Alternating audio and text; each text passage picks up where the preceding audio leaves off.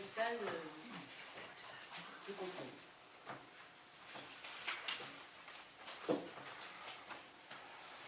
Donc il faudra qu'il y ait la signature du PV. Oui. On va vous passer pour la signature du PV de la séance précédente. Donc on ouvre la séance et il est 9h.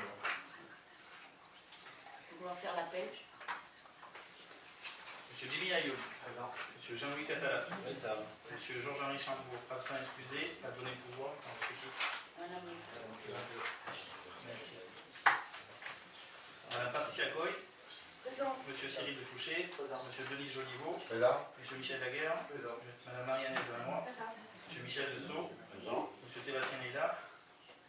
Absent excusé, pardon. Donné le pouvoir à Madame le maire. Madame Pascal Martinez. Présent. Madame Huguette Ponce. Présent. Madame Nathalie Pujol. Présent. Madame Agnès Rousseau. Présent. Et Monsieur Hervé Muniri. Présent. De pouvoir. Voilà, donc en secrétaire de séance, qui se désigne Hervé.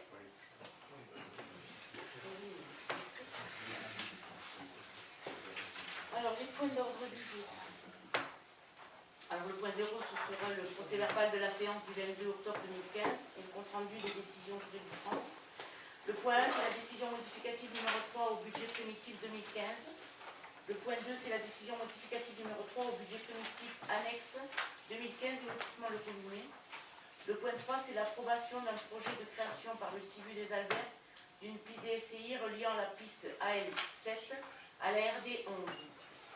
Le point 4, c'est la modification de la délibération numéro 12 du 30 juin 2015 relative au seuil des marchés publics suite au décret numéro 2015-11-63 du 15 septembre 2015. Le point 5, c'est l'approbation des traités d'adhésion pour la piste PRIF. Le point 6, c'est l'approbation de la convention de mise à disposition d'un local communal à l'association L'Échiquier Saint-Janet. Le point 7, c'est l'approbation de la charte de mobilisation et de coordination dans le cadre de la lutte contre la cabanisation dans les PO. Le point 8, c'est l'approbation d'un agenda d'accessibilité programmé, ADAP. Le point 9, c'est l'avis sur le projet du schéma départemental de coopération intercommunale dont nous devrons prendre connaissance et acte. Le point 10, c'est la clôture de la régie municipale bibliothèque. Il y a une question diverse que m'a soumise Madame Pujol qui concernera la lecture d'une lettre qui lui a été remise par Madame Hoffmann. Et en question diverse, y en a-t-il une autre? Un petit point sur l'avancement de la pétition pour le réseau fibre-optique.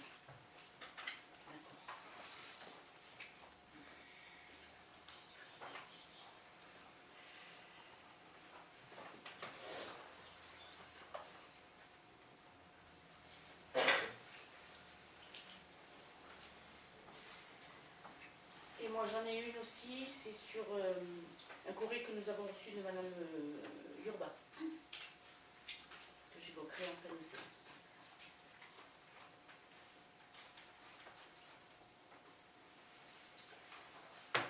Voilà. Et nous allons lancer avec le point numéro 1, le 0, pardon.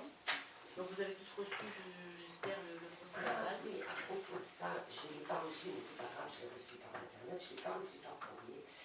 Mais ce que j'ai pas reçu, ce que je n'ai pas reçu non plus, c'est les invitations pour les vœux du maire. Les personnes, ni ma belle-mère, ni moi, ni. Voilà, c'est juste peut-être parce qu'il y a un problème. Alors bon, il y en a qui les Moi, les ont vœux, j'ai déjà reçus. reçus, mais tout le monde ne les a pas reçus encore. Voilà, c'était juste pour Et signaler. pour la convocation d'aujourd'hui, c'est pareil, il y a quelques élus qui ne les ont pas reçus. Donc bon, voilà. Donc apparemment, c'est au niveau de la PPDC, parce que c'est parti dans les temps.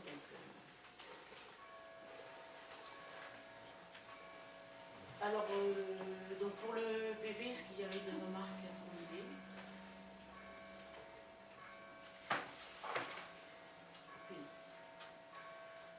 Et conformément à la délibération numéro 8 d'avril 2014, par laquelle le conseil municipal n'a pas de délégation pour prendre des décisions relatives à l'article L2122-22 du Code général je vous informe des décisions que j'ai été amenée à prendre. Donc il y a la décision numéro 13 de 2015, qui est un contrat d'engagement avec Andy Casal pour la sonorisation et l'animation du bal du thé dansant dans le cadre de la Saint-Saturnin. La décision 14-2015, qui est un contrat d'engagement avec la formation Groovin, représentée par M. Alain Munoz, pour assurer une prestation le 28 novembre pour la Saint-Saturnin aussi. C'était le bal du samedi soir.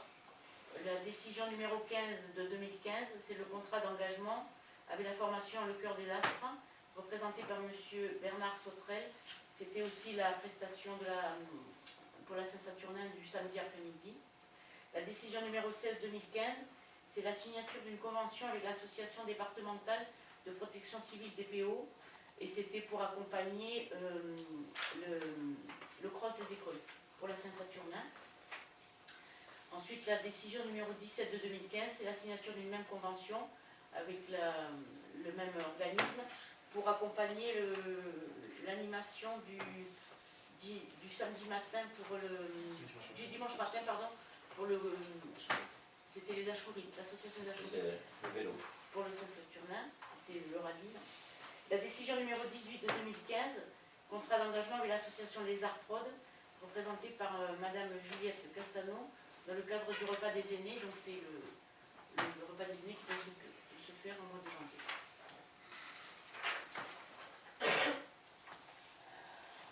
Voilà.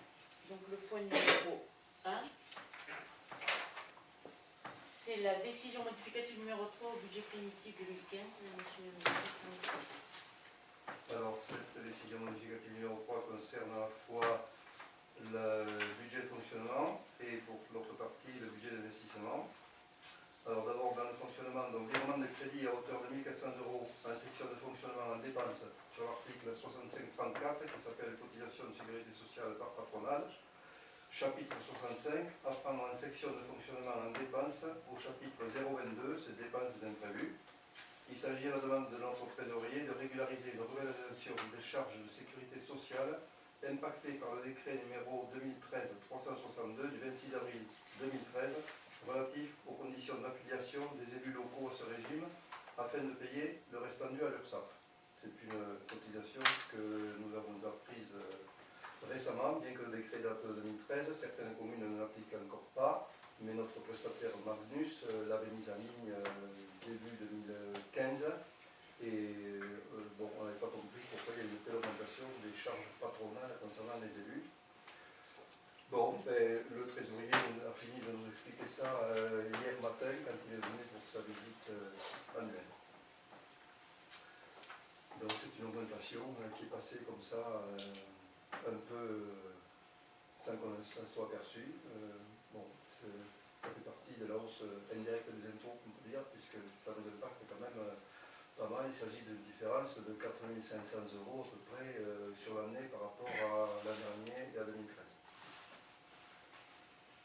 Alors, le second point, c'est le virement de crédit à hauteur de 12 000 € en section d'investissement en dépenses sur l'article 23-13-916, travaux sur bâtiments communaux, à prendre en section d'investissement en dépenses sur l'article 23-13-920, création d'une piste DFCI, puisque cette année, bien sûr, on n'a pas eu le moindre frais là-dessus, on ne fera aucune dépense.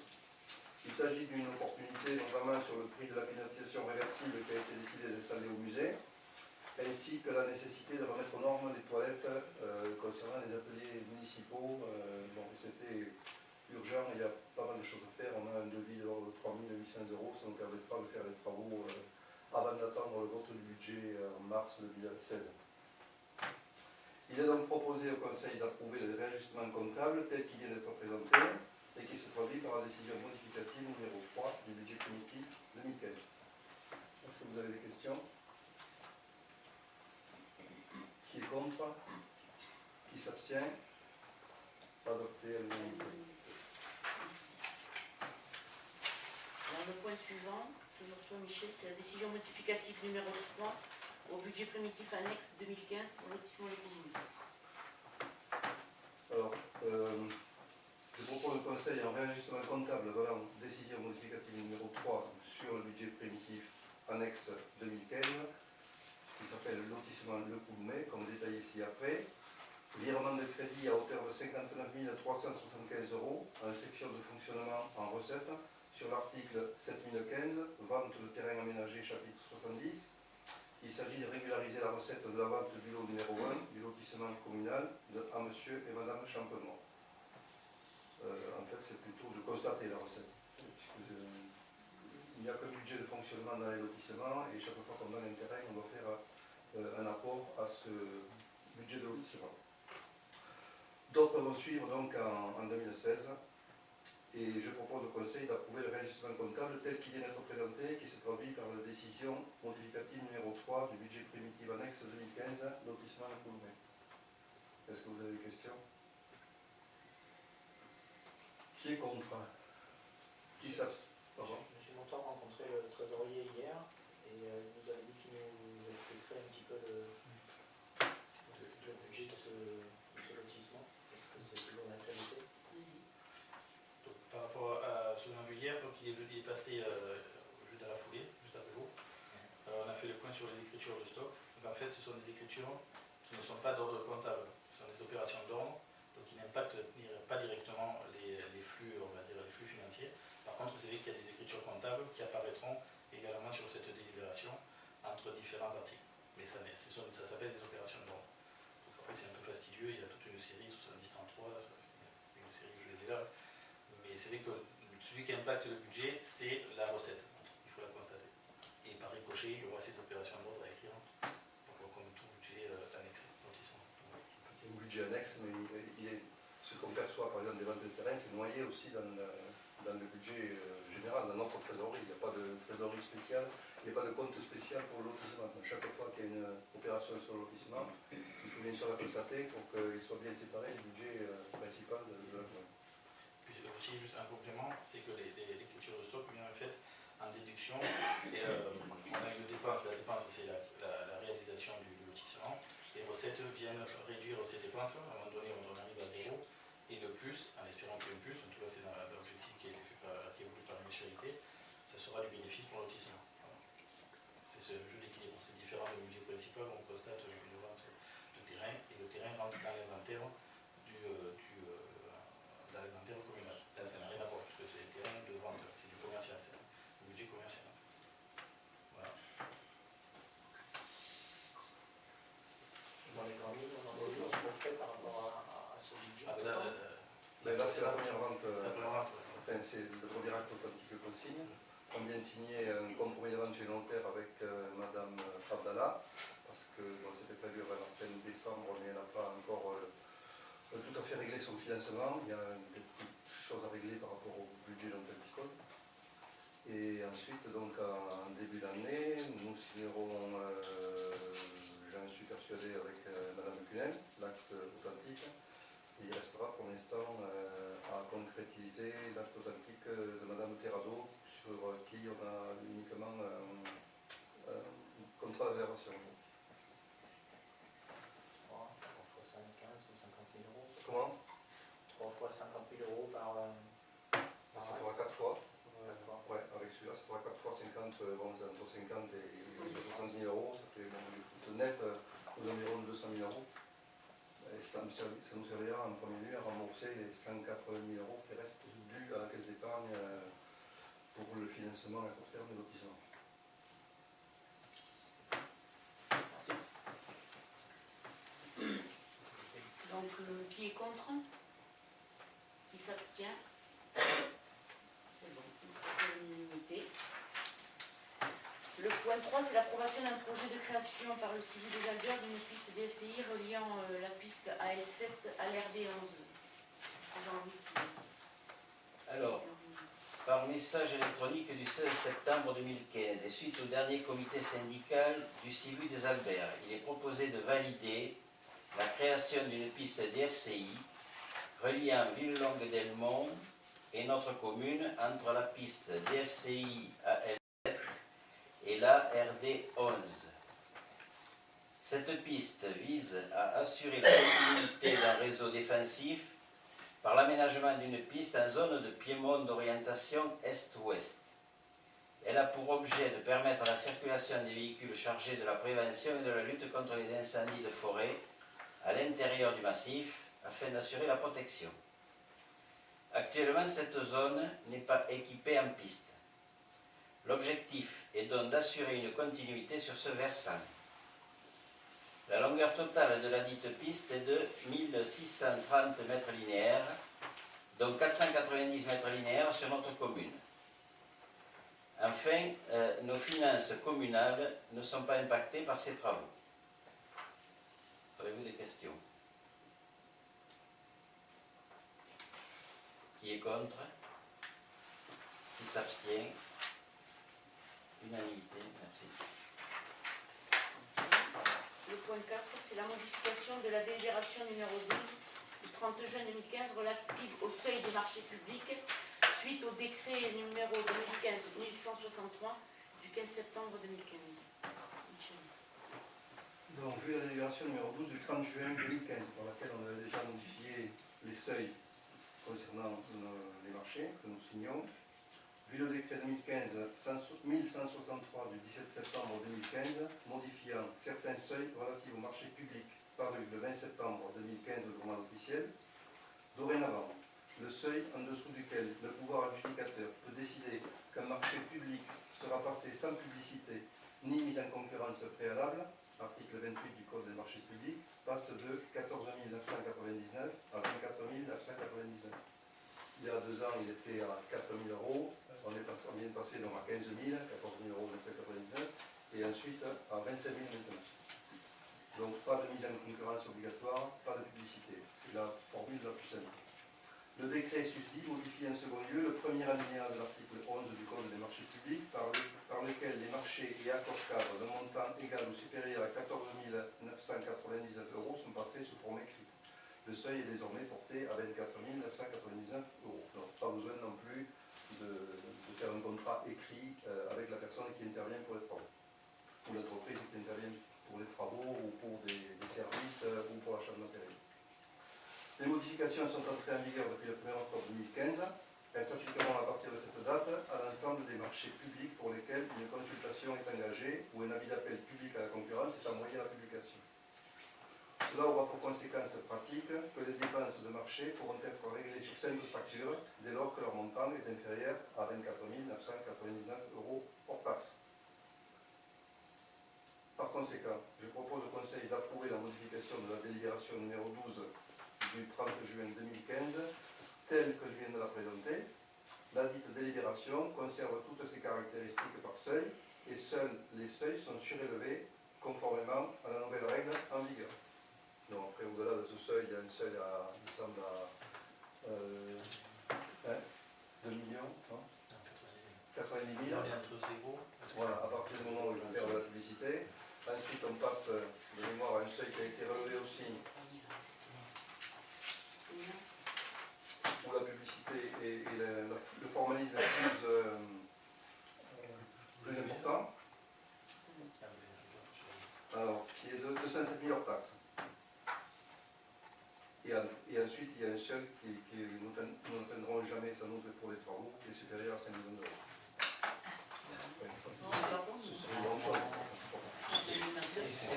Bon, ça ne nous empêche pas quand même de demander au moins des devis à l'entreprise quand on les trouve sur le secteur, parce qu'il peut y avoir des différences de qualité, de prix, de prestations, etc. Et donc on essaie de choisir ce qui est économiquement le plus avantageux pour nous. Pas seulement le prix, mais aussi le matériel de prestation. Est-ce que vous avez des questions? Oui, ces modifications que tu viens d'expliquer, elles sont faites suite à un décret. Oui. Donc c'est pas nous qui les décidons. Non. On n'a pas grand-chose à décider. Non, en fait, on entérine le décret. Je ne comprends pas pourquoi on doit voter si c'est déjà valider. décret. Il faut que le Conseil le valide, il faut que le Conseil, Voilà, qu'on soit sûr que les conseillers soient au courant ouais, des changements de qu'on décret. puisse appliquer Parce ce que- nouveau seuil. Si on le passait pas en Conseil municipal, ça voudrait dire que le maire ou les 2 ou 3 décideurs uniquement gardent ça pour eux et le font un petit peu dans leur coin. Là, c'est une manière de le faire savoir en public, en C'est de séance la publique. publicité. C'est Normal. une procédure Ouais. obligatoire. Si tout le monde votait contre, ça aurait un impact sur Ok. les Ok. Moi, je dirais que ça devrait plus être passé en porté à connaissance, porté à connaissance, on ouais. prendra acte qu'en délibération, mais c'est comme ça. Ça doit se faire en délibération. Il y a des incohérences comme ça qu'on ne s'explique pas. Donc qui est contre? Qui est contre? Qui s'abstient? 2 abstentions. 3. Je ne sais pas vu. 3 oui, pardon. C'est normal. C'est normal. Ça serait grave si tu le voyais. Donc le point 5, c'est l'approbation des traités d'adhésion pour la piste de Cuves. Alors, je rappelle que par arrêté préfectoral d'octobre 2007, la commune doit réaliser une piste de désenclavement de toute l'urbanisation située dans le secteur du Dey à la Foule. Dès 2008, la municipalité a inscrit cette dépense à chaque budget primitif dans le but de réaliser cette piste. Or, je vous rappelle que d'emblée, nous avons été confrontés à des refus de certains propriétaires de signer les conventions de passage identiques à toutes les conventions de passage que signe sans problème et très régulièrement le CIVU des Alberts pour réaliser des pistes similaires. Face à ce blocage continuel, nous avons été obligés de lancer une DUP, c'est une déclaration d'utilité publique, afin que la commune devienne propriétaire de l'emprise de cette piste. Cette procédure est toujours en cours et à ce titre, nous avons la possibilité de signer des traités d'adhésion avec les propriétaires favorables à la piste, ce qui nous permettra de rédiger des actes en la forme administrative. Ça nous évite de passer par un notaire. Alors, pour les propriétaires qui ont signé le traité d'adhésion et donc donné leur réponse favorablement, il s'agit de M. Faré, de Mme Grolier, de Mme Likernik, de Mme Moreno, de M. Papon, de M. Rothenburger, de M. Sandbach, de M. Villard, de M. Patton, de Mme Villard, de M. Villard-Marc, de M. Villard-Pierre, de Mme Springer, de M. Dude, Raoul, de M. Bosque, de Mme Suzanne Carré, de M. Clément Dude. Pour les autres propriétaires qui sont concernés par l'emprise de cette piste et qui n'ont pas souhaité répondre favorablement à un accord amiable avec la commune par la signature du traité d'adhésion, à savoir M. Alain Carré, le GFA du Mas-Serre et le GFA du Mas-Rousse, une procédure d'expropriation est en cours. Donc c'est la procédure normale qui suit la DUP, qui a été donc réalisée et pour laquelle l'enquêteur s'est prononcé favorablement. Est-ce que vous avez des questions? Donc qui est contre? Qui s'abstient? Voté à l'unanimité. Le point numéro 6, c'est l'approbation de la convention de mise à disposition d'un local communal à l'association l'Échiquier Saint-Janet. Alors, par courrier du 10 juillet 2015, M. Richard Garcia, président de l'association l'Échiquier Saint-Janet, a sollicité de Madame le maire, sollicité Madame le maire afin d'obtenir l'attribution d'un local à l'année pour y organiser les séances hebdomadaires d'échecs. Je vous propose donc de mettre à disposition de l'Échiquier Saint-Janet l'un des préfabriqués situés dans la cour de l'école et de signer avec la dite association une convention de mise à disposition de salle communale à titre gratuit qui reprend les droits et obligations de chaque partie. Alors, pour cette association, il y a 11 jeunes de Montesquieu qui sont concernés, qui vont régulièrement.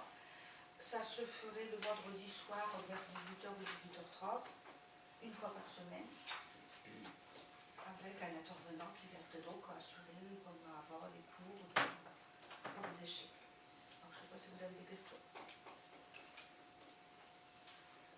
Alors, qui est contre? Qui s'abstient? Alors, votez à l'unanimité. Merci. Merci. Alors le point numéro 7, c'est M. Catherine qui s'en est occupé, c'est l'approbation de la charte de mobilisation et de coordination dans le cadre de la lutte contre la cabanisation dans les Pyrénées-Orientales. Alors, la charte de mobilisation et de coordination dans le cadre de la lutte contre la cabalisation a été signé le 5 novembre 2015. La cabalisation consiste à l'implantation sans autorisation dans les zones le plus souvent agricoles ou naturelles de constructions ou d'installations diverses. Il peut s'agir de baraques, de caravanes, de résidences mobiles, de loisirs ou habitations légères de loisirs. Il peut s'agir aussi de constructions en dur, occupées épisodiquement ou de façon permanente. La lutte contre la cabalisation a été identifiée comme une priorité de l'action des pouvoirs publics, dont la responsabilité peut être engagée. Pour être efficace, elle implique une action concertée et convergente de très nombreux partenaires. Il est donc proposé à la commune d'adhérer à la dite charte proposée par Madame la préfète des Pyrénées-Orientales. Avez-vous des questions? Qui est contre? Qui s'abstient? Donc, voter à l'unanimité. Merci. Le point suivant, le point numéro 8, c'est l'approbation d'un agenda d'accessibilité programmé qui s'appelle ADAP. C'est Jean-Louis aussi. Alors, suite à notre demande d'approbation d'un agenda d'accessibilité programmée, ça s'appelle l'ADAP, déposé le 21 septembre 2015, la DDTM nous a demandé de prendre une délibération de régularisation qui valide cette ADAP. Alors, je vais en profiter pour vous rappeler les calendriers des travaux envisagés pour être en conformité avec la réglementation en vigueur. Alors, les bâtiments concernés et les problèmes. Le foyer rural. Il faut ajouter un accès à la salle. L'accès à la salle est inadapté. Il va falloir créer une rampe d'accès. La serrure du WC est trop haute pour les handicapés, donc c'est à modifier. Et il n'y a pas de stationnement handicapé. Il faudra créer. Voilà, salle Jean-Hubert, il y a un. La bibliothèque. Problème accès au WC pour handicapés. Il faut déplacer une étagère qui est à l'intérieur du WC. Pas de stationnement handicapé. Alors là, on demande que ce soit résolu avec le stationnement de la salle Jean Hubert et le lotissement qui est à proximité. Le musée, pas d'accès handicapé. Donc là, il y a une demande de dérogation. L'épicerie, il n'y en a pas. Ancienne mairie, il y avait un problème d'accès pour handicapés. Donc il va falloir ajouter une signalétique pour l'accès par l'école de 2 mètres de long et un stationnement handicapé. La nouvelle mairie est aux normes, lotissement du Colomé aussi. Le cimetière du village. Alors là, on va parler de l'ancien cimetière. L'accès au cimetière par la partie basse, où il y a des escaliers. Il va falloir créer une rampe d'accès le long du mur. Le cimetière des Anglades, il n'y a pas de stationnement handicapé, donc il va falloir le créer. Au City Stade, au parc City Stade, alors le problème, les toilettes sont vandalisées. Il va falloir avoir une réflexion sur ces toilettes-là. Il n'y a pas de stationnement handicapé, donc place de stationnement à créer. Et le cheminement vers le bâtiment et vers les activités sont à améliorer. L'église Saint-Saturnin, problème d'accès depuis le parvis, vous avez une marche. Demande de dérogation, édifice classé. Le local pétanque, demande de dérogation pour la pente qui est un peu raide. Voilà les grands points qu'il va falloir améliorer dans cette ADAP. Avez-vous des questions? On attend quand même d'avoir un retour sur ce qu'on a proposé. Voilà. On nous a déposé un dossier avec notre programmation d'échelonnement des travaux avant la fin septembre. Et on attend un retour des pouvoirs publics. Il peut encore poser des questions et on va donc les retourner parce qu'il fallait une délibération, on n'avait pas pu la prendre avant. La délibération et éventuellement quelques... Bon, les points qui risquent de poser problème, c'est le musée. Voilà, demander une dérogation parce que bon, les handicapés, pour accès aux handicapés, il n'y a rien. Je mettais s'est renseigné sur éventuellement une espèce de monte-charge, monte-personne plutôt. Donc c'est sûr que ça va défigurer le musée. Peut-être on peut utiliser l'escalier intérieur duquel on va fermer la porte, mais bon, à ce moment-là, il faudra voir avec les pompiers s'il est obligatoire d'avoir deux sorties ou une seule. Et l'église Saint-Saturnin, bon, on avait trouvé une solution qui est utilisée dans plusieurs endroits qui pose problème, c'est des rampes mobiles. Pour dire que la partie porte est classée et ouais. on ne peut pas trop la toucher. Et il faut attendre les dérogations. Alors qui est contre? Qui s'abstient? Voter à l'unanimité. Merci. Le point numéro 9, c'est l'avis sur le projet du schéma départemental de coopération intercommunale. Alors, par courrier du 12 octobre 2015, Madame la préfète demande à l'Assemblée délibérante de toutes les communes et à l'EPCI d'émettre un avis sur le projet du schéma départemental de coopération intercommunale. Elle l'a présenté aux membres de la commission départementale le 9 octobre dernier. En fait, il s'agissait de regrouper toutes les communes isolées, de les intégrer dans une communauté de communes ou une communauté d'agglos, selon la taille de cette EPCI. Alors, comme ça a été en discussion, évidemment, qu'on nous a demandé nos avis, on n'a pas trop tenu compte, parce que de toute façon, il fallait absolument qu'il y ait une date butoir. Toutes les communes qui étaient isolées jusqu'alors intègrent un établissement public. Donc ce schéma nous est présenté et moi je vous demanderai juste d'en prendre acte. Évidemment que la carte qui le définit sera mise avec les délibérations dans l'entrée. Mais vous demander d'être pour ou contre, c'est un petit peu ridicule puisque le schéma est déjà écrit, il est déjà arrêté. Donc je vous demande juste d'en prendre acte. Il y avait par exemple pour notre secteur, il y avait l'Écluse, le Pertus et l'Albert qui étaient trois communes isolées et qui ont été obligées de rejoindre une communauté de communes. Elles avaient le choix de rejoindre une communauté de communes à proximité évidemment. Elles ne pouvaient pas rejoindre par exemple l'agglo de Perpignan parce qu'il y a des contraintes géographiques. Il fallait que ce soit dans la continuité des communautés de communes qui leur était possible de rejoindre, et donc elles ont rejoint par exemple celle du Val-Espire. Elles étaient isolées, ils nous ont rejoints. Il y a des communautés de communes qui ont été un petit peu éclatées, puisque Hortafa et Bage faisaient partie d'une communauté Ilibéris, et ils nous ont rejoints. Et l'autre partie est partie sur Saint-Cyprien, l'autre partie commune. Voilà, donc le vote de documents, c'est un petit peu obsolète maintenant, c'est juste en prendre acte.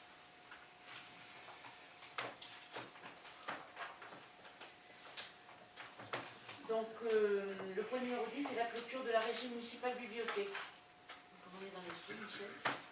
Suite au transfert de la compétence lecture publique à la communauté des communes Albert-Vermeil et Libéris, notre trésorier nous demande de clôturer la régie municipale bibliothèque, donc qui a cessé de vivre depuis près de 2 ans, 3 ans.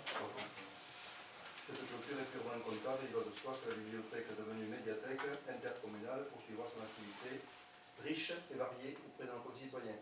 Bon, il s'agissait d'une somme de 2100 € de mémoire qui tournait sur un compte qu'on va solder au profit du budget communal. Je vous propose donc d'approuver la clôture de la dite régie. Est-ce que vous avez des questions? Qui est contre? Qui s'abstient? Adopté à l'unanimité. Voilà. Donc c'est du point sur le projet. Nous passons maintenant à la question diverse. Et Nathalie Pujol, Alain, vous pouvez à lire mon amendement.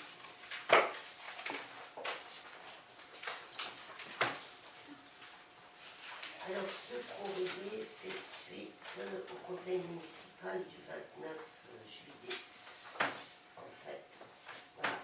Donc, M. Laguerre a déclaré au conseil municipal du 29 juillet dernier, auquel j'assistais, lire des libérations en ligne sur le site de la mairie. Alors, ce qui m'a valu une agression verbale de Madame Le Sceau, ce qu'a déclaré M. Lagarde. Donc il a déclaré, c'est Madame Hoffmann qui a envoyé cette lettre anonyme. J'en déduis donc que le conseil municipal m'avait déjà désigné comme l'auteur. Je voudrais donner ma version. Cunel étant de consonance allemande, j'ai voulu vérifier l'authenticité de cette réservation. J'ai donc appelé cette dame le 11 juillet en me présentant. Elle m'a reçu courtoisement et m'a fait remarquer que j'aurais pu avoir ce renseignement en m'adressant à Madame le maire. Je lui ai répondu que je n'entretenais pas de bonnes relations avec Madame le maire depuis l'antenne. Et je lui ai expliqué notre combat contre SFR. Elle m'a répondu qu'elle non plus n'aimait pas les antennes. Puis elle m'a dit qu'elle avait choisi Montesquieu et non Saint-André, car à Saint-André, il n'aurait pas la fibre optique. Ayant une propriété à Saint-André, je lui ai dit que les impôts et taxes sont inférieurs à Saint-André qu'à Montesquieu, ville où il y a toutes les commodités, magasins, médecins, etc. Saint-André. Elle m'a assuré qu'en Suisse, c'est important et que cela ne la gênerait pas de payer jusqu'à 5 000 €. En bavardant, je lui ai demandé comment elle avait trouvé cet achat de lotissement. Elle m'a répondu par Internet. Puis, elle m'a ajouté que par l'agence La Forêt, elle m'a répondu non. Elle m'a aussi demandé si je connaissais une personne de Montesquieu nommée, 3 petits points. Je lui ai répondu non. D'après la description, ne connaissant pas le numéro de l'eau, je lui ai fait remarquer qu'en face de l'église, elle ne serait pas dérangée par les voisins. Elle m'a répondu qu'elle les entendrait jouer aux osselets. Elle m'a parlé du futur commerce. Je lui ai dit que nous en avions un, que Madame le maire a laissé fermer. La conversation a duré 9 minutes et je lui ai dit que Montesquieu était un beau village. En aucun cas je n'ai parlé des voitures brûlées, de l'ambiance du village. Je voulais juste vérifier la vente de cette parcelle, vente qu'un élu m'avait annoncé fin de l'été 2014 et que l'on ne voyait rien venir. Je n'ai pas écrit de lettre anonyme à Madame Cunel. J'ai proposé aux gendarmes un spécimen de mon écriture ainsi que mes empreintes. Je trouve triste à Montesquieu que l'on vous accuse avant de vous entendre. Alors, comme je suis mis en cause déjà d'entrée, je voudrais dire que jamais je n'ai dit que Mme Hoffmann avait écrit une lettre anonyme. Je simplement dit qu'elle avait contacté Mme Cunel par téléphone et que Mme Cunel m'avait relaté ensuite par mail la consistance de la communication téléphonique. Alors, moi je trouve regrettable déjà que Mme Hoffmann se soit obligée de répondre 4 mois et demi après ces événements-là. Bon, il y a eu peut-être, je ne sais pas pourquoi elle n'a pas répondu 8 jours après, le conseil, ou pourquoi ça a duré trop de temps. Bien, ensuite, Mme Cunel m'a dit qu'elle avait été obligée de demander 3 ou 4 fois son identité à Mme Hoffmann. Elle ne s'est pas présentée d'entrée. Bon, et puis finalement, bon, je vais arrêter là parce que franchement, c'est des lois. Tirage de notes. Voilà. Allez. C'est des lois. C'est tout. Alors, il y avait un point que vous vouliez faire sur la fibre optique Ouais, en questions diverses. tout à fait. Est-ce que vous avez quelque chose à nous annoncer ou vous attendez que Ah non, non, au contraire, savoir de votre côté si le dossier Écoutez, est avancé, j'ai l'impression que cette pétition en ligne n'a pas donné grand-chose. et je l'ai signé, au moment où je l'ai signé, il devait y avoir une centaine de participants. Et mon autre jour doit être 102, je crois. 117, j'ai vu hier. Voilà. Par contre, au travers de la communauté de communes, le conseil départemental a demandé si certaines EPCI étaient volontaires pour se porter pilote, ou pas, pour essayer d'obtenir la fibre optique. Donc, évidemment que les élus conseillers de la communauté de communes, les délégués, ont opté pour se proposer au conseil départemental pour qu'ensemble nous essayions d'avoir la fibre optique. Donc ce sera peut-être une bonne chose. Après, je ne peux pas garantir de la suite qui sera donnée et dans quel temps cette suite sera donnée. Voilà. ça décharge un petit peu les communes, puisque le PCI regroupant une quinzaine de communes, c'est peut-être une fibre optique qui servira même au-delà de 15 communes. Et le troisième point que je voulais aborder en question diverse, c'était évidemment sans vote, hein. C'était une demande de Madame Céline Urbain, par courrier en date du 2 décembre 2015. Madame Urbain m'a saisi de la demande suivante. Donc elle m'adresse ce courrier. Madame le maire, je suis employée dans la collectivité de Montesquieu des Alberts depuis le mois de septembre 1989. J'ai commencé ma carrière par agent d'entretien, puis au grade ADSEM, deuxième classe en 93. ADSEM première classe au 1er mars 2003. Cela fait maintenant 12 ans que ma carrière n'a pas évolué, alors que je réponds à tous les critères pour être nommé ADSEM principal de deuxième classe. Lors de notre rendez-vous que j'ai sollicité en septembre 2015 pour faire un point sur le travail de ma carrière, vous m'avez informé que tous les élus étaient opposés à mon avancement. Or, certains élus m'ont fait savoir que le sujet avancement n'avait jamais été traité en conseil municipal depuis vos deux mandats. Pourquoi bloquer ma carrière? Je demande que le sujet soit inscrit à l'ordre du jour du conseil municipal prochain afin que les conseillers puissent se prononcer. Cette décision arbitraire de bloquer ma carrière compromet mon avenir qui est important pour ma retraite. C'est pourquoi j'insiste et vous demande de revenir sur votre décision et d'en discuter au conseil municipal afin que chacun puisse se prononcer en connaissance de cause. Voilà la teneur du courrier de Madame Urbain.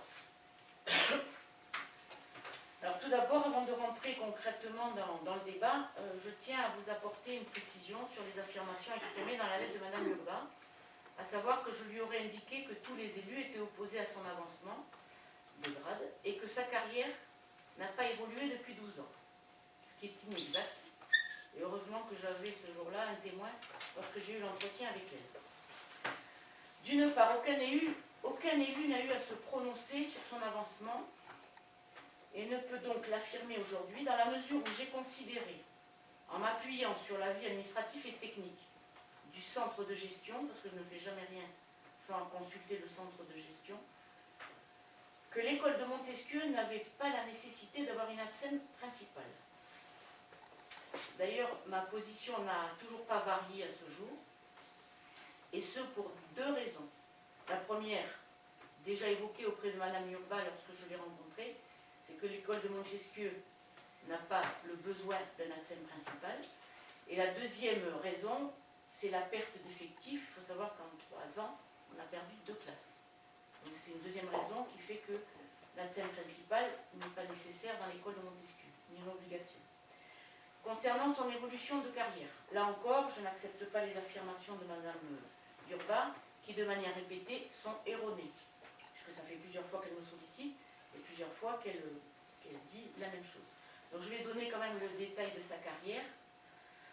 Sa carrière depuis 2009, parce qu'avant je n'étais pas là. Donc Madame Urbain, ADSEM de première classe, était à l'échelon 8 en 2009, donc le début de mon premier mandat d'élu.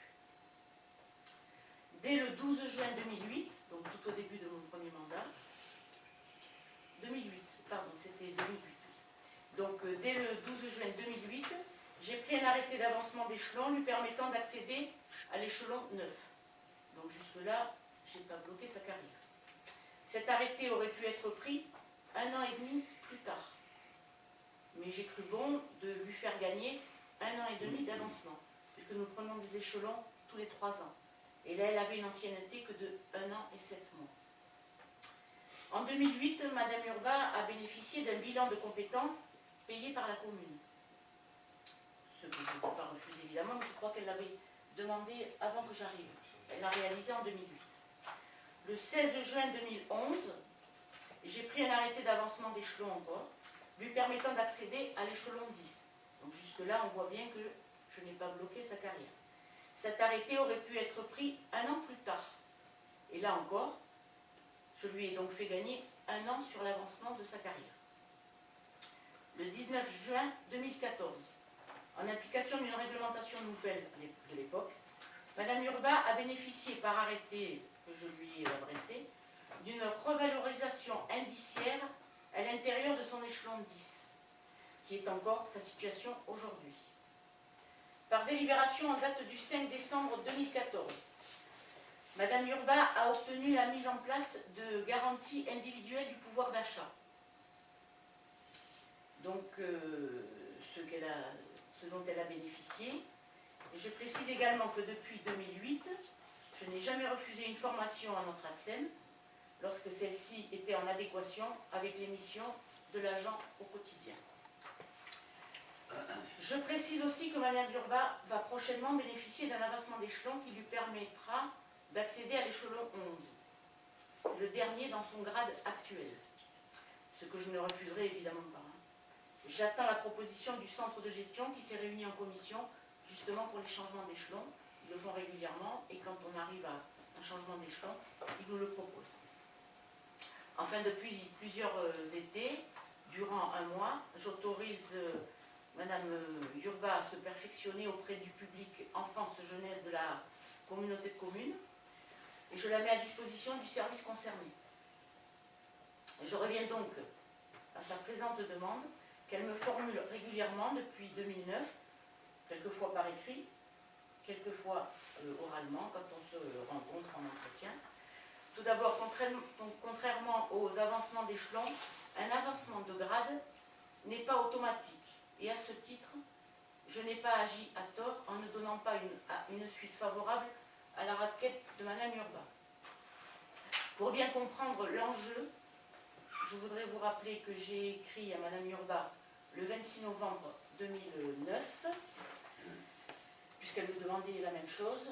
Je lui disais donc, comme vous me le rappelez dans votre courrier cité en référence, j'ai donné un avis favorable pour que la commission technique paritaire du centre de gestion étudie la possibilité d'avancement de grade au titre de l'ATSEM principal de 2e classe. Donc j'en ai parlé au centre de gestion, comme c'est mon devoir. En agissant ainsi, ma volonté était de ne pas vous pénaliser dans le déroulement de votre carrière, mais en aucun cas, il était question de vous titulariser sur ce poste, dans la mesure où l'école communale ne nécessite pas de recourir à une ATSEM d'un grade aussi élevé. Je suis désolée si vous avez mal interprété ma décision du mois de juin dernier, donc c'était en 2009, mais de mon côté, il n'y avait aucune ambiguïté. Donc il faut savoir qu'elle peut toujours postuler au grade de principal. Si elle devait se le voir valider un jour, elle a la possibilité de faire des demandes dans d'autres collectivités. Et d'ailleurs, j'ai appris dernièrement qu'elle avait fait une demande dans une autre collectivité qui aurait pu la recruter en tant qu'ATSEM principal. Il y a peut-être des collectivités qui en ont l'utilité. À Montesquieu, on n'en a pas l'utilité. Donc voilà ce que je voulais dire à ce propos. Aujourd'hui, face à une énième demande d'avancement de grade, comme l'a souhaité Mme Urbain, j'évoque ce dossier afin de connaître votre avis quant à la suite à donner à notre ATSEM de 1re classe des écoles maternelles. Voilà, donc je pense avoir répondu à vos demandes et à sa demande et vous avoir expliqué un petit peu comment fonctionnait un avancement de carrière. Ce qui me permet aujourd'hui de bien démontrer que je n'ai pas du tout bloqué la carrière de Mme Urbain, qu'elle a avancé normalement et je dirais même que dans les 2 arrêtés que j'ai dû prendre, elle a gagné 2 ans et demi, ce qui n'est pas négligeable dans une carrière. Quant au grade d'ATSEM principal, elle n'en est pas empêchée, mais elle pourrait le faire valider dans une collectivité qui en a l'utilité. Pour être ATSEM principal, il faut avoir d'autres ATSEM sous ses ordres, je crois savoir. Alors, elle pourrait avoir d'autres ATSEM sous ses ordres ou avoir un effectif supplémentaire plus important. C'est pas spécialement une création de poste dans ce cas-là, c'est juste... Si vous décidez de la nommer à ATSEM principal, Principal. oui, il faut le créer en conseil municipal. C'est Ah pour oui. ça qu'elle sollicite l'avis du conseil municipal. Le poste se crée en conseil municipal de tableau des effectifs et c'est Mme le maire qui la nomme par arrêté. Et pour l'instant, le poste n'est pas ouvert. Elle le demande pour sa retraite, non pour revaloriser. Oui, mais elle a raison de Et elle a combien d'années avant la retraite? Elle a encore quelques années parce qu'elle est relativement Elle est jeune. de Elle est de 1970. Donc elle en a pour environ 20 ans. On en a pour un moment. Le 6. Parfait. À peu près 20 ans. C'est bien, 15 ans, c'est là. Et la retraite, Ça elle fait est 40 ans calculée ici. pour ce type de poste sur les 10 dernières années, les 30 ans. Oui, après Oui. c'est les 5 dernières années. En agent territorial. Enfin, Ouais, On c'est a fait les deux dernières années. Je ne vais pas vous dire de bêtises. C'est les 25 dernières années dans le privé et c'est les 2 dernières années Voilà. dans le public. Je sais quelque chose. Moi aussi. Voilà. Ouais. Donc c'est vrai qu'elle a raison de vouloir accéder à ce poste, c'est tout à fait louable. Bien sûr. Et l'incidence financière entre les deux, L'incidence financière pour la commune, elle doit être dans un premier temps d'environ, je ne vais pas trop calculer, ça doit être dans l'immédiat peut-être un peu plus de 1 000 euros. 1 000 euros avec charge Entre 1 000 comprise. et 2 000 euros, charge comprise. Oui, mais dans ce poste-là, il doit y avoir encore différents grades, non, différents échelons. Donc l'incidence Alors, financière, voilà, elle va augmenter au fil des ça années. ce serait l'augmentation entre la charge et le salaire immédiat. À savoir qu'il y a une croissance dans la carrière aussi, qui va faire que disons parce qu'elle sera à peu près à l'échelon 5, du grade supérieur. Donc ça, ce sera, je dirais, la charge immédiate qui se modifie à peu près tous les 2 ans. Les premières années. Et après, c'est 3 ans. Donc 1000 à 2000 euros charge comprise, ça fait à peu près dans les 120 euros par mois en plus de salaire. Oui, à peu près. Les charges, c'est majoré. Avec les charges. Ça c'est du brut. Avec les charges. Oui, dans le brut. Alors c'est vrai que si la charge, je dirais, de nécessité ou si on voyait une évolution quelconque qui nécessite ce poste, pourquoi pas l'envisager un jour, je dirais que depuis 2008, je ne vois pas On n'est pas dans du temps. Et si on avait besoin d'une accent principale, on pourrait. si un jour on devait ouvrir ce poste, je ne vois pas pourquoi on prendrait pas un agent. Il est déjà en poste. Je pense que pour Madame Leroy, on n'entend pas dire le mal d'elle, on n'entend pas non plus qu'elle soit extrêmement plus motivée que les autres, donc c'est pas simplement un avancement normal qu'elle demande. Elle a déjà des avachements en termes d'échelon. Bon. Et elle n'est pas la seule non plus dans les employés à pouvoir bénéficier de ces choses-là. Et donc moi je ne veux pas non plus alourdir le poste personnel parce qu'on est déjà, compte tenu de l'ancienneté des gens, on est déjà relativement.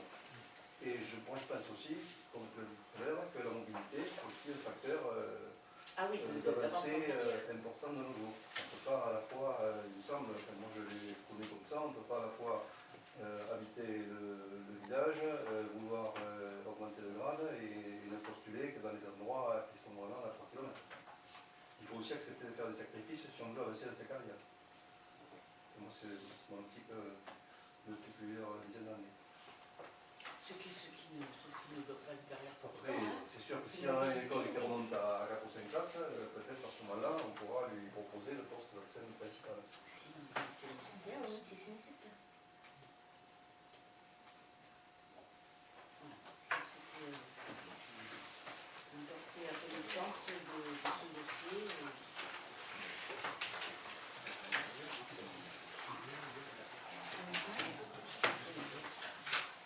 Donc on a fait le tour du point d'ordre du jour, des questions diverses. Et